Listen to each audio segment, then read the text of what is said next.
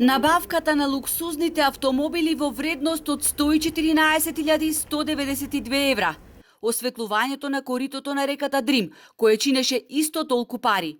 Потоа 81.566 евра, кои Мерко ги троши од буџетот за репрезентации. Расфрлањето со пари за реконструкција на депонии за отпад од 2018 до сега, зашто се потрошени над 815.660 евра. Се само дел од случаите за кои доставивме писмени поднесоци до сите надлежни судови, надлежни државни органи по однос на незаконитости во работењето на локалната самоуправа и на градоначалникот.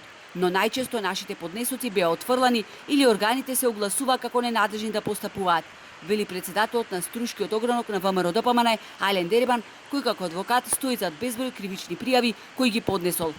Таков е случајот и со големиот број на сомнежи за сторени кривични дела и по однос на незаконска легализација на објекти, и по однос на отуѓување на државни земјишта, и по однос на отуѓување на објектот од јавното предпријатие Проаква, и по однос на други сомнежи индици за кривични дела.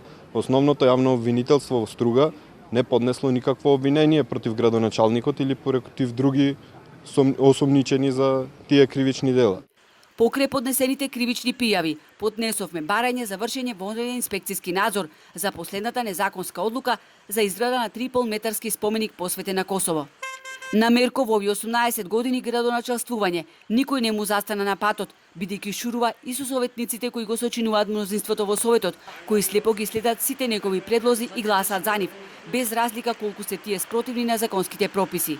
Поради тоа, кога зборуваме за одговорност на градоначалникот, во никој случај не треба да се амнестираат советниците кои гласале за такви незаконски одлуки. И не само тие, додава Деребан.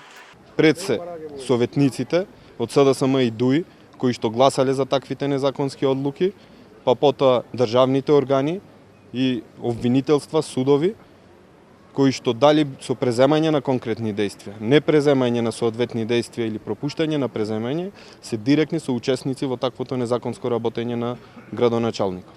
Исто тоа се однесува и на основниот суд Струга. Откако Рамис Мерко е градоначалник, сметката на општината е целосно блокирана, појаснува нашиот соговорник, а основниот суд Струга, иако знае за сите ненаменски трошења и расфрдање со пари, му дозволува да користи минимум од буџетот преку злоупотреба со која се вршат сите овие ненаменски трошења на пари.